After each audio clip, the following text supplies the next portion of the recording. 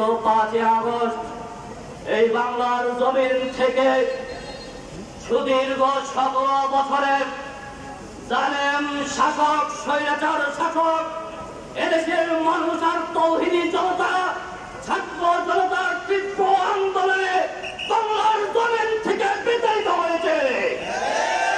সম্মানিত উপস্থিতি, আপনারা জানেন এই জালেম সরকার তার অবৈধ ক্ষমতা টিকিয়ে রাখার জন্য বাংলার জমিনের সূর্য সন্তান বিডিআর হত্যাকাণ্ড পিলখানায় নির্মমভাবে ঘটিয়ে এদেশের সোনার সন্তানদেরকে হত্যা করেছে।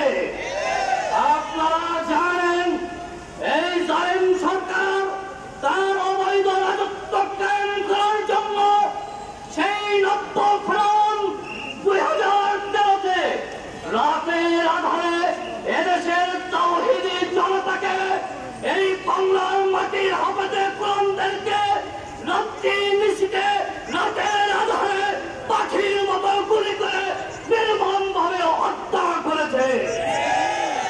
আপনারা জানেন শুধু তাই নয়, এই ফ্যাসিবাদী সরকার 2018 সালে আমার দেশের ছাত্র জনতা যখন নিরাপদ সড়কের আন্দোলন করেছে, তাদের উপর নির্যাতন, নিপীড়ন এবং নিষ্পীড়নের স্টিম রোলার চালিয়েছে।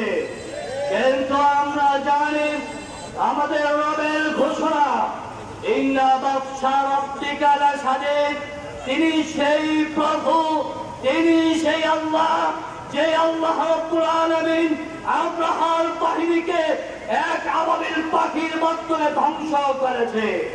আমরা জানি সেই রব্বুল আলামিন নমরুদের অহংকার আর দ্বন্দ্বকে এক মশার মাধ্যমে ধ্বংস করেছে। সেই রব্বুল আলামিন এই নব্য ফেরাউনকেও দেশের সেই 15 বছরের আন্দোলন নয়, এই ফেরাউনকে রব্বুল আলামিন দেশের ছোট ছোট বাচ্চাদের হাতে নির্মম পরাজয় বরণ করিয়েছে।